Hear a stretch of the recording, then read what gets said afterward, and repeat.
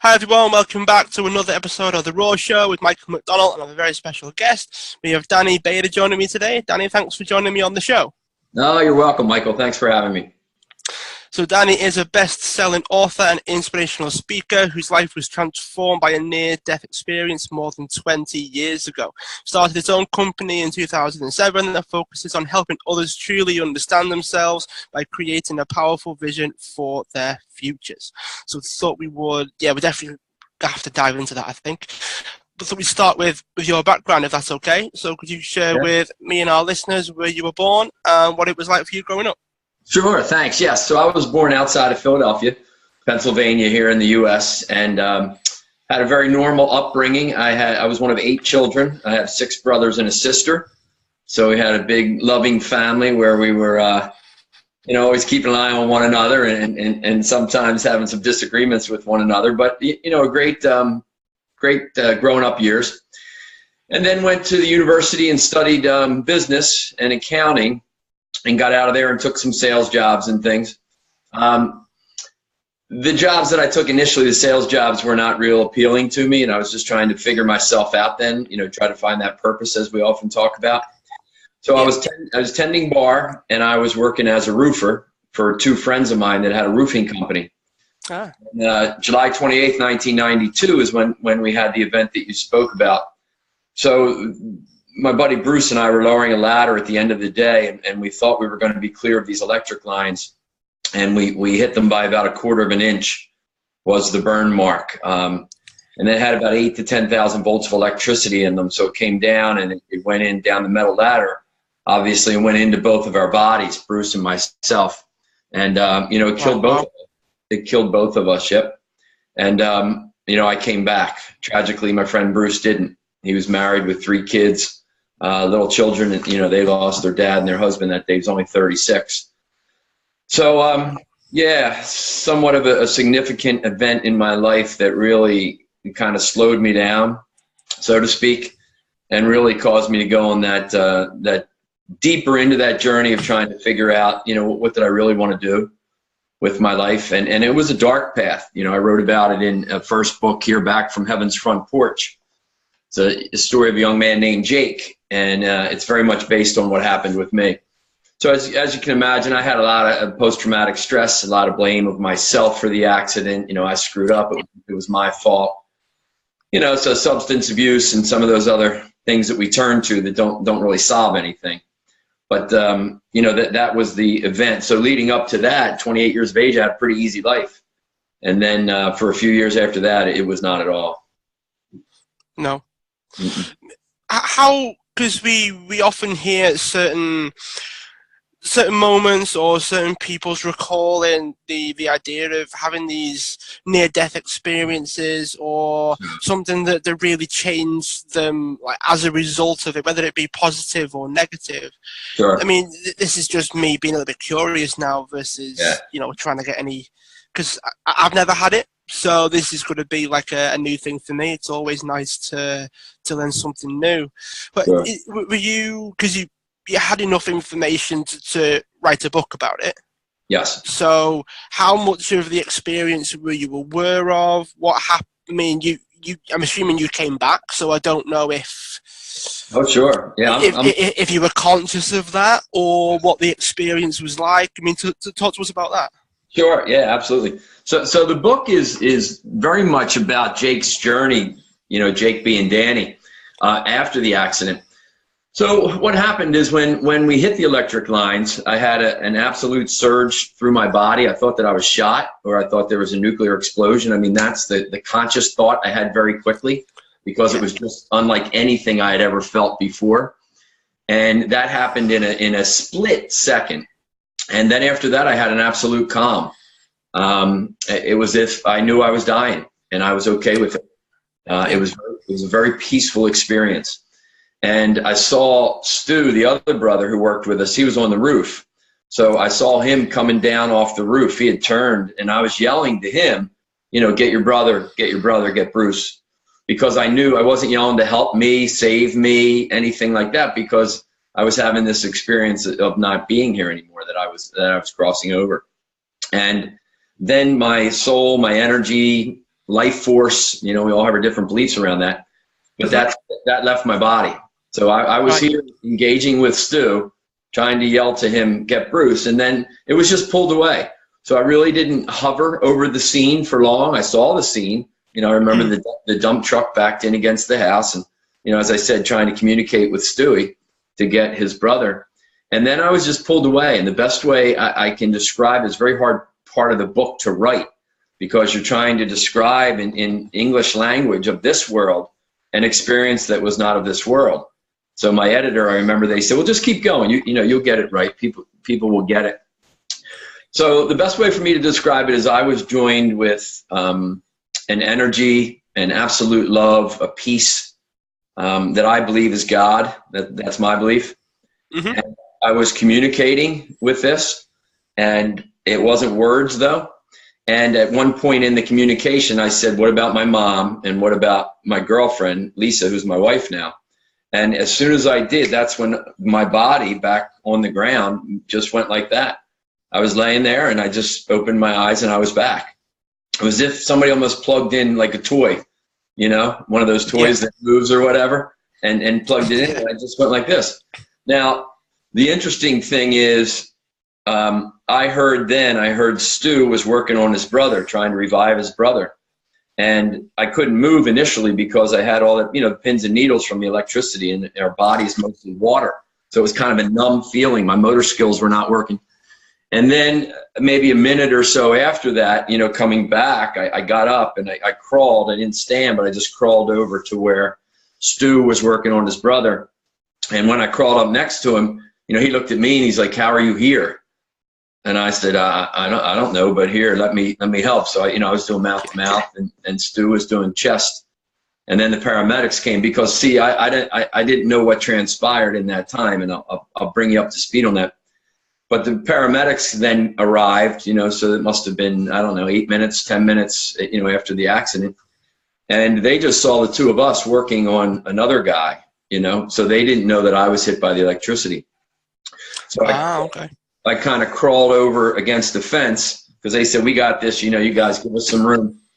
And my feet were killing me. So I said to myself, I looked down at my boots, and they had little tiny holes in them. And then I took my boots off, and my socks had holes in them. And then I took my socks off, and my feet had holes in them, but they weren't bleeding. So the first line of the book is, why is there no blood? Because that's the question I asked myself. See, the electricity cauterized everything on the way out, you know? So it burned, makes sense. Yeah, it blew a hole, but it burned the end of the blood vessels. So I'm sitting there looking into holes in my feet, right, trying to figure out what is going on right here. Stu comes over to me and he says, you know, what happened? And I said, I guess we hit the wire. And he said, I know, I heard you. And this is where it gets interesting. And I said, yeah, I know. I saw you coming down the ladder. I was yelling to you, get Bruce, get Bruce. And he looked at me, God rest his soul, Stewie passed a couple of years ago. He looked at me and he said, you didn't say anything. I said, no, I was yelling to you coming down the ladder. He said, no. He said, I came down the ladder and I went right to you, and you were in fetal position, and I rolled you over, and your eyes were all rolled back, and you had foam all over your mouth, and you had no heart rate, no respiration rate. And he said, I tried CPR on you for minutes, and then I just gave you up for dead.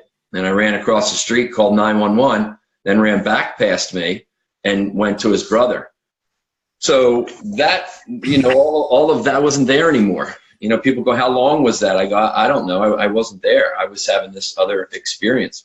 So when I would ask Stu, he'd said, I don't know, 6 minutes, 8 minutes. But he said, there's no question that you were dead.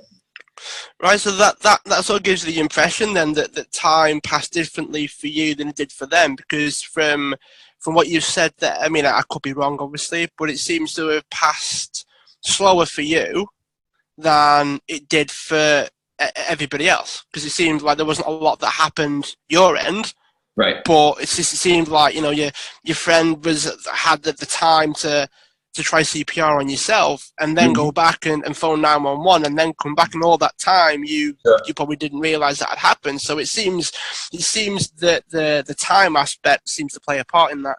Oh, sure. Yeah, the best way to describe it is I was there and then I wasn't. Yeah, You know, yeah. so what I say and what I offer people is, there's an energy in all of us that I believe makes our body work. It's not our heart, it's not our brain. I mean, we need those things, but it's an energy. I believe, you know, I'll refer to it as a divine energy, and I don't think I'm so special that I'm the only one that has it. I think you have it. I think we all have it. And you know, when our body stops, there's a part of us that continues on. And that's what happened to me. And it was beautiful and wonderful and peaceful and loving. And I sure want to make sure that I get back there again. I'm in no hurry right now. You know, I've got 3 kids and a family, and I'm enjoying it. But for people that are maybe listening that go, wow, what's it really like? Is there something after this? There is absolutely something after this. And I believe that having that union with that love, that being, that God, you know, a lot of it depends on how we live our lives here, you know. So for what you said there, then it seems a lot of it was electrical. And is that why you use the term energy, or is that just what it feels like? Because a lot of people, as you mentioned, they all have different beliefs. They all use different words that can mean the Yeah. same thing or mean something slightly different. It's always hard when we start to try and describe things as we think that they are, or as we perceive that they are. And someone else might have the same experience as you, but might describe it differently. Sure. So what conclusions did you draw then that meant that it was energy rather than perhaps, you know, it could be anything else? It could be, it could all be made of glue for all I know. So it's just having the ability to describe it in that way. Was that based on what you felt, or was it based on, I mean, it could have something to do with the experience itself. Being actually electrocuted means that, well, that's probably why it felt like electricity or energy. I mean, I could be wrong. I'm just trying to connect a couple of dots on what you said. So how did you go about describing it? Is it because of like how we would understand it, or was it something else? No, that's great. And it's really not right or wrong. You know, it's as you said, how we would describe it. So the word energy that I use really doesn't have any connection to the fact that it was an electrical accident. And, you know, those 8 to 10,000 volts, which we would call electricity energy, right? It's just a word that I use, you know, in my mind, that, you know, if I think about my soul, right? Our soul is the spiritual essence of a man or a woman. I mean, that to me is an energy. You know, Star Wars, a life force, right? Yoda might say, the force is strong in this one. So it doesn't, and again, I'm like you, I wouldn't get hung up on the vernacular. Yeah. I just know, you know, and the way that it changed is, and on the cover of the book, it says that, you know, at 3:45, I believed in heaven. At 4:15, I knew, because that's about the time of the accident. So I just know that there's another state that we are going to evolve to as we move through this human experience. There's no question for me. There's just no question. I always believed it growing up, you know, based on my beliefs that my parents, you know, taught me and raised me within a religious organization and a structure. And but this is not so much about the religion, you know, the organization, more so about the belief that we have. You know, the religion is just the structure around that belief that we all have. You know, I would just encourage people to believe in something bigger at work here, and connect with that as best you can in this life, because we don't have to wait till we die to connect it. It's very much available now, you know, and I think the world's a better place if more of us get there. Yeah, definitely. I mean, there's something that that I watched. I think it was a Doctor Who episode, right? So have to forgive me if we don't like Doctor Who, but there was a show that was to do with the afterlife, right, and death. And if you are a Doctor Who fan, then you might remember it. If you're not, then you'll have to just bear with me. And they had a conversation about the extra place, all right, and it like, well, what happened after we die, or all that sort of thing. Mm-hmm. And the way the guy explained it, I mean, it was I think he was a comedian, I think Chris Edison, I think that's his name. I might be getting the name wrong, but he said that like if all the babies in the world that were in like the womb and they were growing and everything, if they could talk to each other, let's just say, what would they say that their life was like? You know, what would they say that living was? Is that, well, they say, well, living's about 9 months, and then we don't know what happens after that. We could be dead. We could be in another place. We could be wherever. Whatever. You know, we'll all have. They'll all have different beliefs about what their life was like because they don't know any different, right? Sure. It's kind of it. And it made me think, well, that makes sense. I mean, it's not actually possible, I don't think, to the rest of my knowledge. Babies can't communicate. But it sort of says, well, we have all of these conversations about what happens afterwards. Right. Because we don't know any different. Right. It's like we don't know what happens, so we come up with these stories that are more likely to be true. Sure. But like you could end up like going to this other place, and then right? It's like that experience that you said. Like we have all these beliefs, but we don't know unless we go. Like there's no way that we can actually confirm it until we actually go. Sure. And it was just the analogy that you said. It was like, oh, that makes it. It makes like a strange amount of sense. Mm-hmm. You know, when you hear it and you sort of think, well, I suppose like, it isn't something that you can actually form an argument against. Yeah. I don't. And when I talk with people, you know, I used to get early on, you know, people would argue with it, you know, maybe you passed out, you know, you were just unconscious, you had a dream. And I used to get defensive a little bit, and now I just go, you know, whatever you want to think is fine. You know, I'm not here to convince anything. I'm merely stating, what happened. And I believe that when your body stops and everybody else, there's that energy, the soul, the spirit, it's going to continue on. You know, I know that to be true. So other people have had experiences where they go and they've been pronounced dead here, but they're still in their body. You know, and they may go and they may see other relatives that are still in their body, you know, and certainly hear about the white light in the tunnel. That was not my experience, you know, but Stu pretty much validated that. He said, you were dead. You were dead when I got to you. You weren't responding to CPR. I ran across the street. I ran back past you and you were still dead. And then you came back.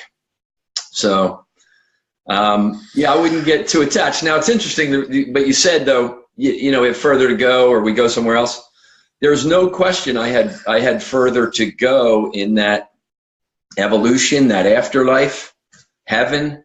And it was almost as if when I asked about my mom and my girlfriend at the time, and I expressed concern for them, that was the catalyst where I just was right back in my body.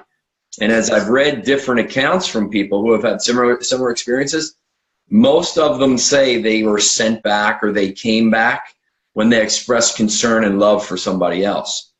You know, so if I look at it, that's the ultimate behavior, the ultimate commandment that we have.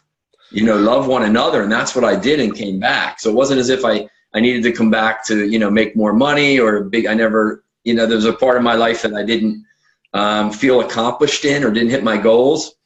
It was just an expression of love and concern for another person. But when I had that conversation, so to speak, it was almost as if I had the choice to come back or not. That's why I call it back from heaven's front porch. Because if you think, Michael, if you're at somebody's home and you're on the front porch, you're there, right? But you have further to go, and that's kind of where I was, you know. And my memory of that right now, you know, that cosmic experience, it just, you know, it always brings a smile. It's very comforting to me.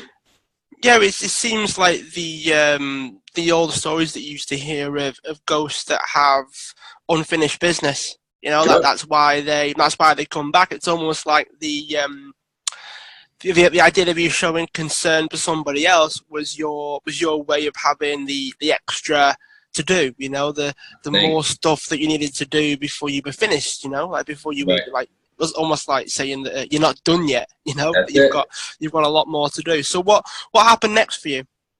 So after that, then that was 28, and then I got married about a year after that, and then the following year I had our first child, and then kind of just settled into married life and father life. I would say it probably took me about 2 years to really start to feel better mentally, inside of my head. Because that obviously an accident like this, and we all have our stories, and that this is just mine. That really screwed me up pretty good. So then I worked in corporate America for a little while, and then I left, and that's when I started to pursue. In about 2005 or so, I started to get into the education world within corporate America, running workshops and trainings and things like that around leadership and some personal growth things. And then I left that company and then went to work for a few other companies. I worked for a guy named David Allen. David wrote a really cool book called Getting Things Done, The Art of Stress-Free Productivity. So I worked for him and his people for 5 years. And then I worked for another organization firm for 3. And then that's when the book came out. And that's I turned 50 years old, and I kind of had, I don't know if it was 50 years old or whatever, but I had that restlessness where I said, you know what, I got to go do my own work now. So that's what I do. I'll do keynotes, creating a happy and fulfilling life. I talk about the 5 principles in the book I call Jckrbbt, right? So you and I were talking about that a little bit. So when I came back, and I went from 28 years of age, pretty screwed up, and then I went to this coaching program. And at the end of the coaching program, I had to do a project. One of them was to build a model, a model built on principles. So I thought to myself, what principles have I practiced that took me from that very dark place as a human being to now being, married, a father of 2, and reasonably well adjusted. And I started to reflect. So there's 5 principles of Jckrbbt. Jckrbbt would be the methodology. The first one is to develop vision, right? To always have the ability to imagine what needs to be real for yourself. The second one is to practice stillness, or to be still, right? Meditate, prayer, journal, let yourself renew. The third one is to seek support from other people, and also to be support, to make sure that we give back to others. The fourth one is to know thyself, as our friend Socrates offered to us so many years ago, right? You always hold up that mirror and look at yourself, your thinking, your mindset, your beliefs. And then the last one is to evolve, just to undergo continuous and gradual change and growth. So I kind of wove those into the book. So the character in the book, young Jake, he meets people that each impart one of these principles on him. So it was kind of my way to say, okay, here's what I've practiced over the past years that helped me get better after that accident. And put it into story form was a little bit more creative. I call it Jckrbbt. I know you asked before we got recording here. The Jckrbbt, when I was looking to name it and name the company, the Jckrbbt of all the animals in the animal kingdom has really good eyesight. Its eyes are far back on its head and high up on its head. So if a Jckrbbt is kind of sitting there in the desert, it has a full awareness of its surroundings, which I think is so important for us as people, right? To be fully aware of what's going on in our life, right? Our health, our wealth, our relationships, our spirituality, our career, just to make sure we don't lose any sight of that, You were going to share with us as well why you actually write it. If you were to write the Jckrbbt, it's got no vowels in it. Oh, okay, yeah, no. So I just took the vowels out because I don't. Let me see here. I think I got one probably. I've got some T-shirts and things. There's the 5 principles. So I took the vowels out. I took the vowels out simply because I think it looks cooler on a T-shirt than the whole word. And it's actually on my Jeep as well. I drive a Jeep, and the license plate is Jckrbbt, just to kind of keep me reminded of how I want to live my life, and when I get off track to kind of come back to it. What was it like when you wrote the book and then you decided I'm probably going to turn this into a business now. What was that conversation like? Because there could be a lot of people that have a story. They probably have a similar story to you. I know I have my own story as well. Sure. At what point did you decide to go from story to business, and what was the conversation like to get you started, and what was it like to go through that process? Because I mean, from my own experience, I had moments when it was like, well, am I good enough to make a business out of it? Like it's just a story. It's something it's just me. You know, that you always have that bit of a disconnect from. Sure. Like you being able to turn it into a business rather than just you being you to a certain degree. Right. So what was the conversation like, and how did you get things off the ground? So yeah, the conversation for me was very similar to the one you experienced. You know, I had thought about going on my own for quite a few years, but I was always held back because I was making a pretty good living, you know, had some stability. And, you know, going on your own, you got to kind of look at your finances and everything and deal with all your self-doubt. So it was a very similar experience. The conversation was, I want to go on my own. And then all those little voices showed up, you know, the beliefs that we have, and said, well, what if you can't make it? What if you don't sell enough books? What do you get? All that doubt. So it was just a matter of seeking support from some people in my life that are huge sources of strength for me. You know, my sister, I've got a couple friends, Joe and Pat, good dear friend Michael, that just, you know, they kind of, you worked through that process. And then I got out and I did a couple of workshops, and the feedback was real good. You know, so I really just used the story as the basis for Jckrbbt and those principles, and kind of weave them in. Now, the Jckrbbt principles, while I came up with them, you know, I didn't invent them. They've been around forever. It's just people like me, coaches, authors, we just put our spin on it, right? Stephen Covey had 7 habits, Jack Canfield, sales success principles. I always say there's a guy named Moses had 10 commandments, you know. Danny just has Jckrbbt. We all just come up and say, hey, here's some principles that if we live by them, we're probably going to produce some pretty cool stuff, you know, for ourselves and for our family. So yeah, then the book started to get some pretty good reviews, and you know, that's kind of how it got started. So it's about 3 going into my 4th year now, and you know, so far so good. We've got a screenplay for it. I'm working with some folks in Atlanta to pitch it to see if we can make a movie out of it. So we'll just nice. Yeah, I've been working on that for a few years, and you just got to keep your focus on that, because that's easier said than done, it seems. So what was the shift like? So you mentioned that it's hard to focus, and it's hard because you might have so much going on now that you're struggling in terms of opportunities, as in you don't know what to say yes to, what to say no to, because saying yes to things means saying no to a whole host of others that you could probably do if you wanted, but because you said yes to this thing, that means you have to say no to all of these things. I mean, what was the transition like for you in terms of the lifestyle choices, the business decisions, just because you went from corporate to now all of a sudden having your own thing? You know, you're now an author, you're now a speaker, you're now a personality, if you will. What was the transition like for yourself, and how did you adapt? Maybe you came up against some roadblocks, some things that you had to make very important decisions about before you were able to cope with it to a certain extent. So what was the transition like? Yeah, the transition was, it was, you know, difficult, like most transitions. For me, what was really, you know, in the financial part is, you know, you stop working for somebody and you start your own business. Well, typically there's no revenue coming in. So you kind of had to figure that out. And, you know, my wife supported me through it. So that's always cool when you have a you know, supportive partner. But most of it is you know, the beliefs and the mindset that we have. It's so important for us, especially when we're going through transition. There's a part in the book, one of the characters, Paul says to young Jake, you know, life is just a series of transitions, right? We go into school, out of school, into relationships, out of relationships, new jobs, whatever it might be. And Paul said those that move through the transition, you know, with grace are the ones that see the other side. So that's the vision, right? Imagine what needs to be real.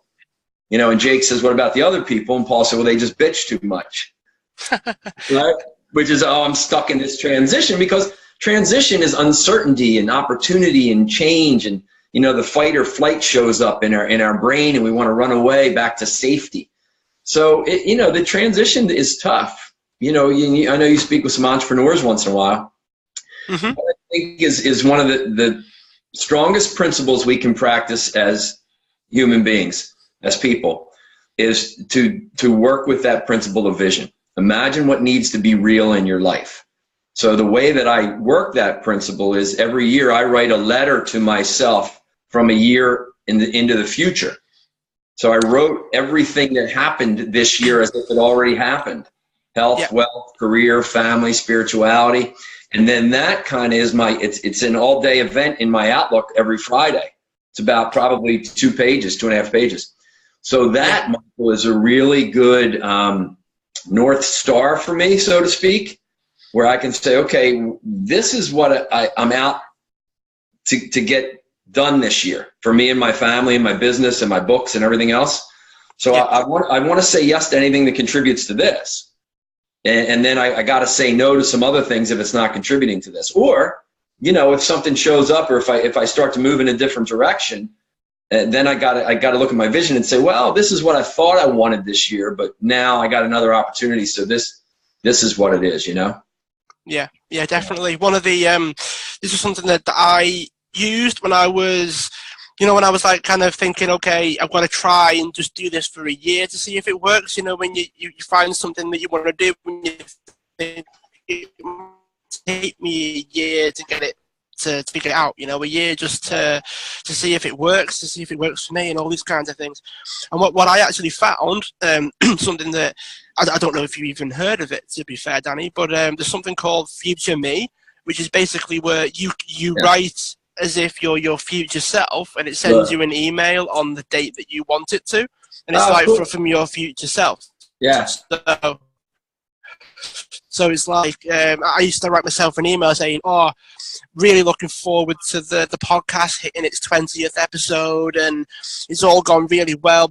Loving the feedback that I'm getting from the podcast and everything else." And I'd set it for a particular date in the future, but I had to then live up to that so that the email made sense. That's if that made sense. So like if I didn't start the podcast, then the email wouldn't make sense. So it was almost like I had to use it to set goals and talk about how I feel about achieving the things that I've achieved. But you write it in the present tense, right? So that you're reading the email and going, oh, maybe, I kind of predicted that it would happen, So I quite like the analogy that you use with the letter every year as well. It's quite good.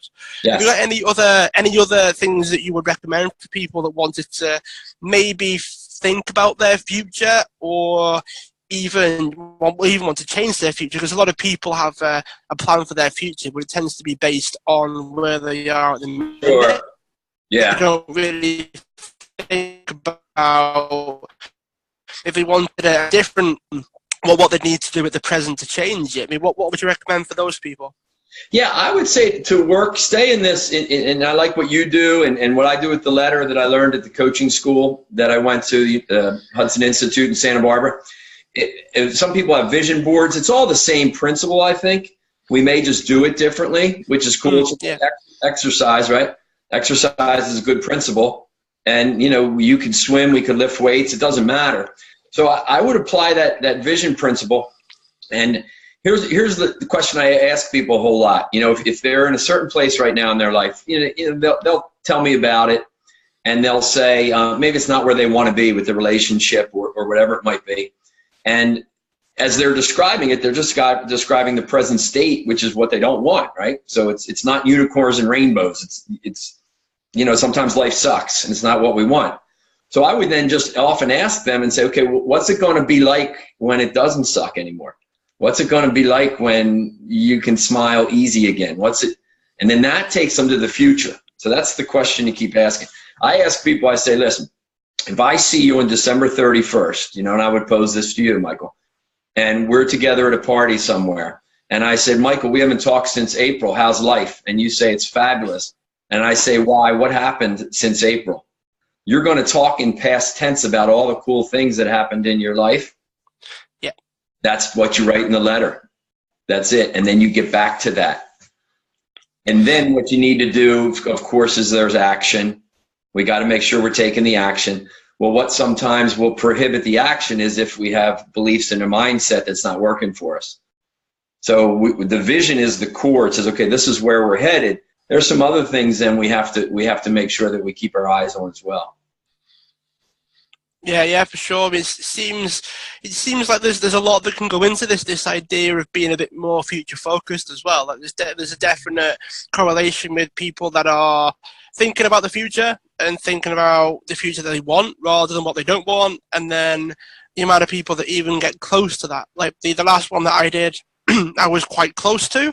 I wasn't exactly there, but I was close to it, and it would have been better than if I hadn't done anything. You know, like it wouldn't. It's almost like being too attached to it can sometimes be a negative as well. Like if I'd have let that beat myself up, for instance, because I wasn't 100% there, I probably wouldn't be where I am today. So there is this whole idea of you can use the strategies or the tools if you want, but a lot of people use them in almost this way of beating them up or using it in a negative light. So what advice would you give to someone that might be in that position whereby they're using the tools and everything, but it's almost like they're using it as an excuse to be negative about what they're doing? Sure. I would just examine, I would talk to them, and as you talk about that, that's just their beliefs, right? So they're just looking at this thing differently. A lot of times people will say to me, I'll read that letter to them, and they say, oh my gosh, that's a lot you're going to get done this year. What if you don't get it all done? And I'm the same as you. I say, because I have this area, this letter that provides inspiration and focus for me, I'm getting a heck of a lot more done than if I didn't have it. You're choosing to focus on the little bit that doesn't get done and go, ooh, failure, where I'll look over here and go, success. Got to keep rolling, but we've got some success. So I would work with them on where are these beliefs coming from? And, our beliefs are formed in the past, right? So somewhere along the line, they were probably conditioned to think a little bit more negatively about things. Be safe, this won't work, you can't do that, which is one of the strongest beliefs that we have as people. We're not worthy to go out and create, a really cool life. So you just have to kind of do some work. You write those beliefs down. They're negative. You look and go, okay, what's the opposite of this belief? And then you write that one down. So over here it says, I'm not worthy. And you just cross it out and go, I can create some really cool stuff in my life. You just write it down. That's it. And then you look at it. And then here's the key. If that's truly a belief that you have, I can create some really cool stuff in my life. What would somebody that thinks that way do right now? So this is where we got to get off our ass and we have to go do something, right? Take action. Yeah, there's so many people that learn a lot about the mental side of things and the psychology side of things and the mindset side of things, and it puts them in a position whereby they're doing everything but the actual doing part. Like there's only so many times you can meditate and visualize on what you want. There's only so many times you can write about it and actually describe it and do all of those kinds of things. There's only so many of those you can do before the only thing that you can actually do is go and do it. Like there's only so much that you can almost put yourself in the right place to do it, but you can still have resistance over actually taking action. And from the principles that you've put, so from develop vision, which we've just talking about, practice stillness, you mentioned meditation before, seeking support, you mentioned that it's always better to have people around you that are all sort of supporting your vision. You mentioned your partner as well, which was nice that you actually had that, because there is an argument that we don't get very far by ourselves. Exactly. And then you said, know thyself as well, which was holding the mirror up to try and know who you are a little bit, because that can make a lot of things easier and a lot more effective. What's the idea behind evolve then? Because those four seem reasonably self-explanatory. Sure. But the evolve one might come across as like, I wouldn't say difficult to understand, but I think it might take a little bit of explanation so we can understand it. So talk us through what the evolve is. Yeah, it's great. So the evolve is, as I look at the definition, it's to undergo continuous and gradual change and growth. So very often people will ask me at the workshops, just like you did, they say, okay, I got these other 4, you know, they're theory, but you showed us how to do it, right? We wrote a letter in Outlook, so we're actually applying this. How do we do evolve? And I'll say, just keep doing those other 4. So you see, if you're practicing stillness and you're seeking support and you're being support, and you write a good vision for yourself for every year, and you continue to do that, and you know yourself and you work on your beliefs and your mindsets, you can't help but to change and grow. So it's really the culmination of those other 4. Right, got you. So like the evolve is like what you experience as a result of doing the other 4. Sure, absolutely. All right, cool. So there's a lot of talk, particularly in the spaces that I'm a part of, and I do work with a lot of people. I mean, I don't work with a lot of people that are very successful because they're very successful, and I would rather create more of them than try to improve them. Like it seems a bit, no, I wouldn't say easier, but it seems more effective to raise the tide rather than to build amazing people up, you know. Like it seems like an easier job, you know, to make someone that's very successful even more very successful. I would rather go, okay, you're struggling, this is how we can get you out of that. Yeah. But I also find that there's a lot of people that they want things quickly, for want of a better expression. Like they want results yesterday, they want to be successful with the least amount of work in the fastest amount of time, and they're more than prepared to sacrifice a few things in the short term to get there, as opposed to the long term build, the long term grow, or the evolve, as you mentioned. Sure. So there is a conversation to be had about the idea of evolve versus getting results quickly. So what are your thoughts on that? So I'm sorry, the phone just rang right there. I wanted the thoughts on, you know, folks want everything real quick. Yeah, it's the idea of like getting results quickly, and this idea of the constant change. Right.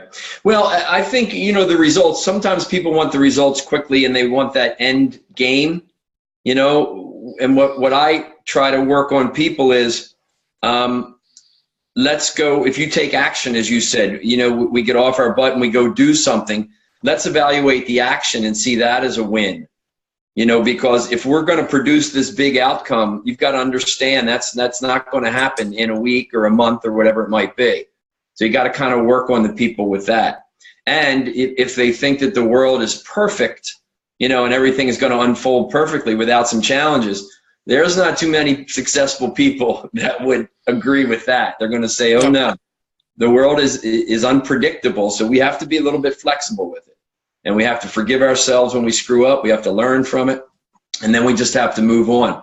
So a lot of times when those people want those quick, you know, quick results, unfortunately, the best teacher is just life. They're not going to get them. And sometimes they will, and that's great, but most times they don't, and it's just them. That's part of that evolution. Or they look and they go, I got to look at this a little bit differently, right? Otherwise, it'd be banging my head against the wall. There's nothing quite like experience, is there? That's it.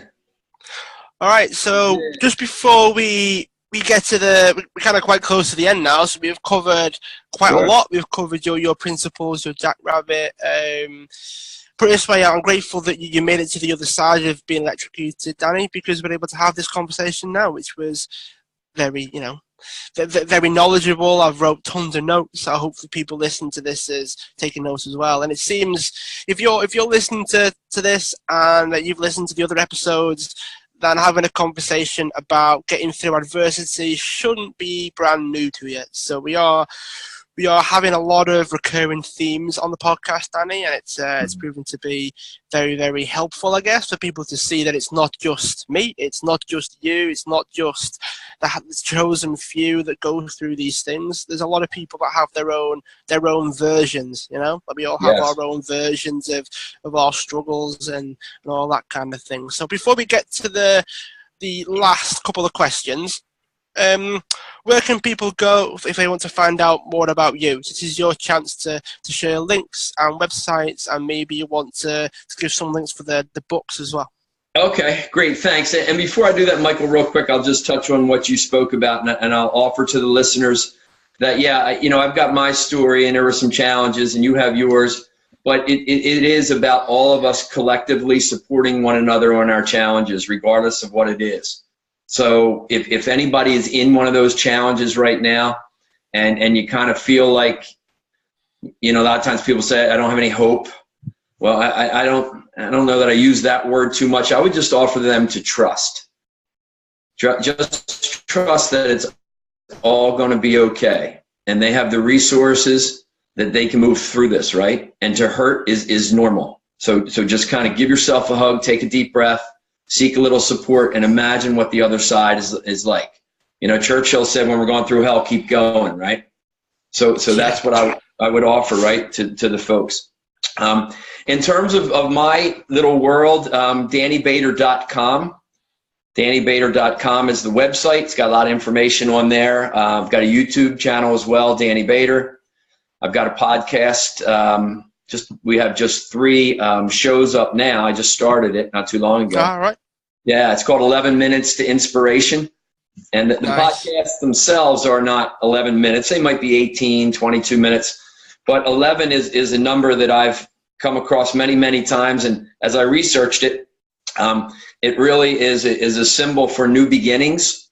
And I think we have an opportunity for that every day, right? So I'd hope that folks could, somewhere in the conversation with my guests, you know, pick up 11 minutes that would inspire them and plant some seeds. You know, I've got the 3 books now. Back from Heaven's Front Porch is the first one. Then the second one is a small little business fable. So if you're in business, it's called Abraham's Diner, Simple Wisdom for More Control, Focus, and Inspiration. And then the third one I just came out with just earlier this month. You can see there, it's called I Met Jesus for a Miller Lite. And it's a fictional tale about a young man named Michael that is struggling, and some of his friends are struggling in life as well. And, you know, I tried to get the messages in there for everybody so that we can just keep understanding that while this life is imperfect, it is a beautiful gift, and we got to move on. Yeah, definitely. All right, so last question for you, Danny. I ask all the guests this. We've had funny answers to very, very entertaining answers, to say the least. And the question is, what would you like the world to know about you that it doesn't already know? That's a great question. I would like the world to know about me that I believe in the goodness of humanity, and that we're all connected and we're on this journey together, and that we have to be a little bit more conscious and pay attention to one another and lead with love. That's what I would offer them. All right, Danny. Well, thanks for tuning in. Hopefully you can listen to the other episodes and make sure you subscribe so that you don't miss out. Perfect. Danny, thanks for being a guest on the show. I appreciate you carving out the time, and I'm sure we'll keep in touch. All right, Michael, it's a pleasure. Thank you very much, and good job with the good work you're doing. Take care.